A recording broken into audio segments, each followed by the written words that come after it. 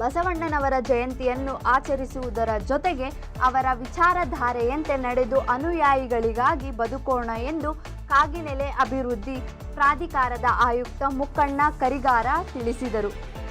ರಾಯಚೂರು ಜಿಲ್ಲೆಯ ಮಾನ್ವಿ ಪಟ್ಟಣದ ಕಾಕತೀಯ ಶಾಲೆಯಲ್ಲಿ ಬಸವ ಸಮಿತಿ ಮತ್ತು ಮಹಿಳಾ ಸಮಿತಿ ಹಮ್ಮಿಕೊಂಡಿದ್ದ ಬಸವ ಜಯಂತಿ ಕಾರ್ಯಕ್ರಮವನ್ನು ಉದ್ಘಾಟಿಸಿ ಮಾತನಾಡಿ, ಬಸವಣ್ಣನವರು 12ನೇ ಶತಮಾನದಲ್ಲಿಯೇ ಬದಲಾವಣೆಯ ಕ್ರಾಂತಿಕಾರಿ ಮಾಡಿ ಮೇಧಾವಿ ವ್ಯಕ್ತಿ ಎಂದೇ ಎಂದು ಬಣ್ಣಿಸಬಹುದು ಎಂದರು.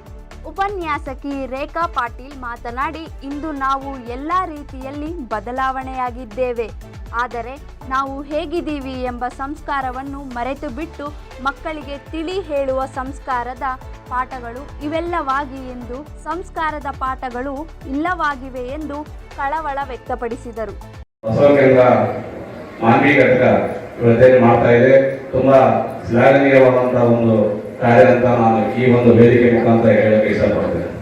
ಇಂದಿನ ಕಾರ್ಯಕ್ರಮದಲ್ಲಿ ಪುರುಷರಿಗಿಂತ ಮಹಿಳೆಯರೇ ಹೆಚ್ಚಾಗಿ ಭಾಗವಹಿಸಿದ್ದಾರೆ. ನಮಗಂತೂ ತುಂಬಾ ಸಂತೋಷ ಉಂಟು ಮಾಡಿದೆ. ಈ ಒಂದು ಕಾರ್ಯಕ್ರಮದಲ್ಲಿ ವಿಶೇಷವಾಗಿ ಅತಿ ಹೆಚ್ಚಿನ ಸಂಖ್ಯೆಯಲ್ಲಿ ಮಹಿಳೆಯರೇ ಇವತ್ತು ಕಾರ್ಯಕ್ರಮವನ್ನ ನಿರ್ವಹಣೆ ಮಾಡೋದಾಗಿರ್ಬೋದು, ಸನ್ಮಾನಿಸೋದಾಗಿರ್ಬೋದು, ಆಯೋಜನೆ ಮಾಡೋದಾಗಿರ್ಬೋದು, ಎಲ್ಲರೂ ಮುಂಚೂಣಿಯಲ್ಲಿ ಅವರೇ ಇದ್ದಾರೆ. ಬಸವಕ್ಕೆಲ್ಲ ಇಂದಿನ ಬಸವಾದಿ ಶರಣರ ವಿಚಾರಗಳು ಇವತ್ತು ಜಾರಿಗೆ ಬಂದಿದೆ ಅಂತ ನಮಗೆ ಅನಿಸ್ತಾ ಇದೆ. ಇನ್ನೊಂದು ವಿಶೇಷವಾಗಿ ನಾವು ಹೇಳಬೇಕಾಗಿದ್ದೇನೆಂದ್ರೆ, ಯೂಟ್ಯೂಬ್ ಚಾನಲ್ ಮುಖಾಂತರ ಬಸವ ತತ್ವ ವಿಚಾರಗಳನ್ನ ಪ್ರಚಾರ ಮಾಡಿಸುವಂತ ಕೆಲಸ ಮತ್ತು ಬಸವ ತತ್ವ ಚಿಂತನೆಗಳನ್ನ ಪ್ರಸಾರಿಸುವಂತ ಕೆಲಸ ಮತ್ತು ವಚನ ಅಧ್ಯಯನ ಕಾರ್ಯಕ್ರಮಕ್ಕೆ ಚಾಲನೆ ಕೊಡುವಂತ ಕೆಲಸ ಈ ಮಾನ್ವಿ ಬಸವ ಕೇಂದ್ರ ಮಾಡ್ತಾ ಬರ್ತಾ ಇದೆ. ನಾವು ಕೂಡ 94ರಲ್ಲಿ ಸಿಂಧನೂರು ನಗರದಲ್ಲಿ ವಿದ್ಯಾಭ್ಯಾಸ ಕೇಂದ್ರ ಹೋದಾಗ ಇವತ್ತು ಅವರು ನಮ್ಮನ್ನು ಅಗಲಿದ್ದಾರೆ. ಕುರುಕುಂದಿ ವೀರಭದ್ರಪಾಣನ ಅವರ ಸಹಯೋಗದಲ್ಲಿ ಮನೆಯಲ್ಲಿ ಮಾಮನೆ ಕಾರ್ಯಕ್ರಮ ಕೂಡ ನಾವು ಭಾಗವಹಿಸ್ತಾ ಇದ್ವಿ. ಅಂದಿನಿಂದ ಈ ಒಂದು ಬಸವ ಕೇಂದ್ರದ ಒಡನಾಟದಲ್ಲಿ ನಾವು ಕೂಡ ಬೆಳೆದು ಬಂದಿದ್ವಿ. ಅದೇ ರೀತಿ ಮಾನ್ವಿ ನಗರಕ್ಕೆ 2004ರಲ್ಲಿ ನಾವು ನಮ್ಮ ವಕೀಲ ವೃತ್ತಿಯನ್ನು ಆರಂಭಿಸಬೇಕಾದ್ರೆ ಬಸವಪ್ರಭು ಪಾಟೀಲ್ ನೇತೃತ್ವದಲ್ಲಿ ಕೂಡ ಕೆಲವು ಮನೆಯಲ್ಲಿ ಮಾಮನೆ ಕಾರ್ಯಕ್ರಮ ಆಗಿರ್ಬೋದು, ಬಸವ ಜಯಂತಿ ಮುಖ್ಯ ಉತ್ಸವ ಕಾರ್ಯಕ್ರಮಗಳಾಗಿರ್ಬೋದು, ಇನ್ನಿತರೆ ಕಾರ್ಯಕ್ರಮಗಳಲ್ಲಿ ಕೂಡ ನಾವು ಭಾಗವಹಿಸಿದ್ವಿ. ಇನ್ನು ಈ ಒಂದು ಕಾರ್ಯಕ್ರಮಗಳನ್ನು ಆಯೋಜನೆ ಮಾಡೋದ್ರ ಮುಖಾಂತರ ಬಸವ ತತ್ವವನ್ನು ಯಾವ ರೀತಿ ಮಾನವೀಯ ರೀತಿಯನ್ನು ಪ್ರಚಾರ ಮಾಡ್ತಿದ್ದಾರೆ, ಅದೇ ರೀತಿಯಾಗಿ ಇನ್ನು ನಮ್ಮ ಕರ್ನಾಟಕದ ಹೃದಯ ಭಾಗ ರಾಜಧಾನಿಯಾಗಿರ್ತಕ್ಕಂಥ ಬೆಂಗಳೂರಿನಲ್ಲಿ ಇರ್ತಕ್ಕಂಥ ನಮ್ಮ ಅರವಿಂದ್ ಜಯಂತಿಯವರು ಕೂಡ ಇತ್ತೀಚೆಗೆ ನಾವು ಕೆಲವು ಕಾರ್ಯಕ್ರಮಗಳ ನಿಮಿತ್ತ ನಾವು ಬೆಂಗಳೂರಿಗೆ ಹೋದಾಗ ಅಲ್ಲಿ ಬಸವ ಕೇಂದ್ರ ಇದು ಬಸವ ಸಮಿತಿಗೆ ನಾವು ವಿಸಿಟ್ ಕೊಟ್ಟಾಗ ಅಲ್ಲಿ ಬಸವ ಸಮಿತಿ ವತಿಯಿಂದ ಸುಮಾರು ಆ ಒಂದು ಬಸವಣ್ಣನವರ ಕುರಿತು ಕಿರುಚಿತ್ರ ಪ್ರದರ್ಶನ ಮಾಡೋದಾಗಿರ್ಬೋದು, ಅಲ್ಲಿಯ ಸಂಪೂರ್ಣ ವಿವರಗಳನ್ನು ಅತಿ ಅಚ್ಚುಕಟ್ಟಾಗಿ ವಿವರಣೆ ಮಾಡುತ್ತಾ ಸಂಭ್ರಮಿಸ್ತಾ ಇದ್ದಾರೆ. ಇವತ್ತು ಟಿ.ಡಿ. ಜಯಂತಿಯವರ ಮಗನಾಗಿ ಜನಿಸಿ ಅರವಿಂದ್ ಜಯಂತಿಯವರು 1994ರಲ್ಲಿ ಕೋಶಾಧ್ಯಕ್ಷರಾಗಿ ಈ ಬಸವ ಸಮಿತಿಯಲ್ಲಿ ಕೆಲಸ ಮಾಡ್ತಾ ನಂತರ ಅವರು ತಂದೆಯವರ ಕಾಲಾನಂತರ 2002ರಲ್ಲಿ ಬಸವ ಸಮಿತಿಯ ಅಧ್ಯಕ್ಷರಾಗಿ ಅಲ್ಲಿಂದ ಕಾರ್ಯಾರಂಭ ಮಾಡಿ ಸುಮಾರು ಕಾರ್ಯಕ್ರಮಗಳನ್ನು ಆಯೋಜನೆ ಮಾಡಿದ್ದಾರೆ. 2002ರಿಂದ 2026ವರೆಗೆ ಕೂಡ ಅವರು ಬಸವ ಸಮಿತಿಯ ಅಧ್ಯಕ್ಷರಾಗಿ ಕೆಲಸ ಮಾಡ್ತಿದ್ದಾರೆ. ಇಂತಹ ಒಂದು ಸಂದರ್ಭದಲ್ಲಿ ಬಸವ ನಾಣ್ಯವನ್ನು ಕೂಡ ಬಿಡುಗಡೆ ಮಾಡಿಸಿದ್ರು.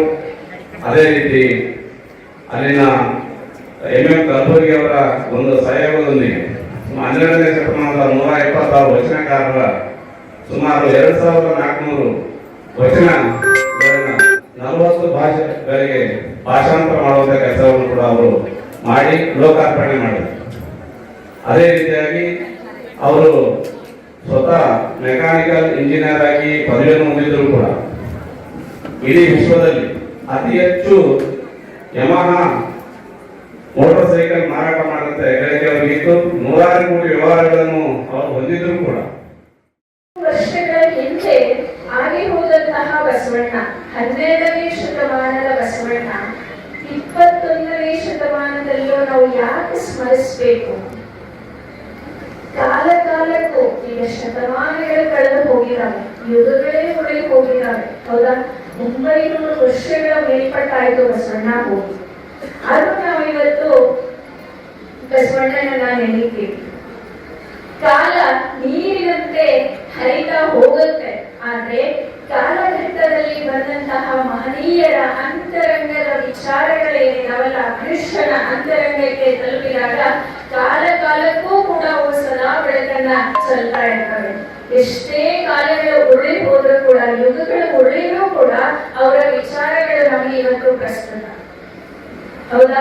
ಇವತ್ತು ಯಾವ ವಿಷಯದಲ್ಲಿ ಬಸವಣ್ಣ ಇಲ್ಲ ಹೇಳಿದ್ರೆ ಪ್ರತಿಯೊಂದು ವಿಚಾರಗಳಿಗೂ ಕೂಡ ಇವತ್ತು ಬಸವಣ್ಣ ಬೇಕಾಗಿರ್ತಕ್ಕಂಥದ್ದು.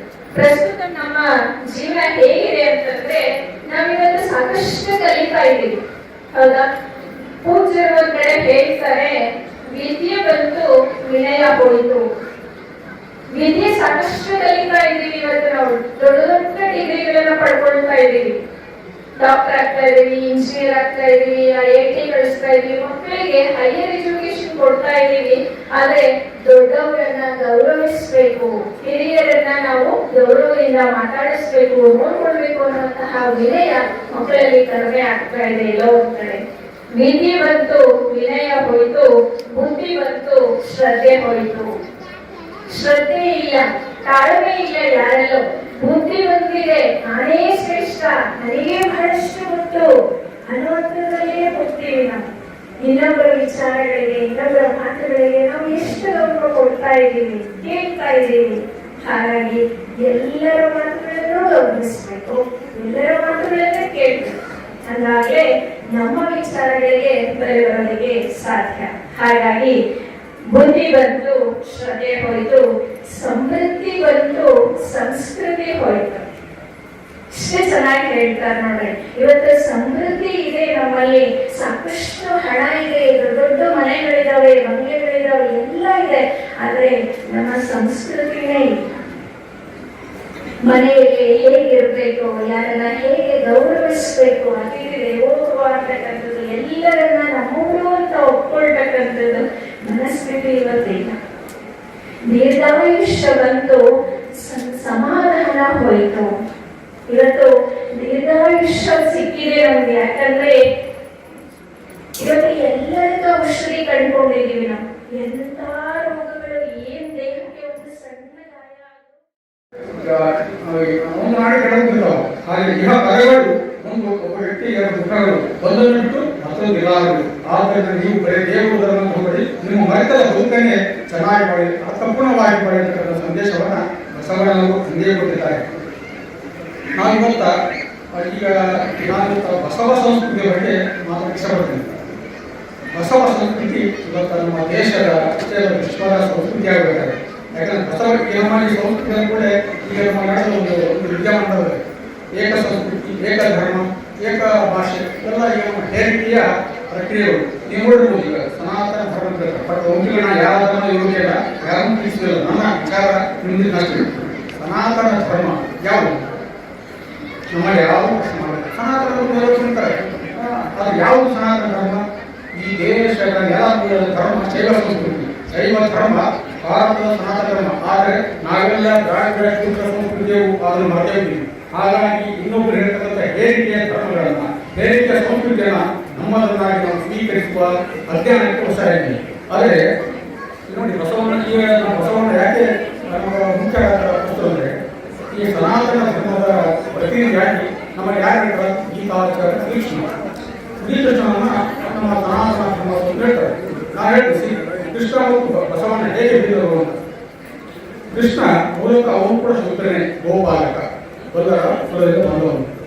ಅವರನ್ನ ದೇವರನ್ನಾಗಿ ಮಾಡಿದ ಜನ ಅವನು ಕೃಷ್ಣ ಬಾಯಿ ಹೇಳ್ತಾರೆ, ಚಾತುರ್ವರ್ಣ ಮಯಾಷ್ಟ ಗುಣಕರ್ಮ ವಿಭಾಷ.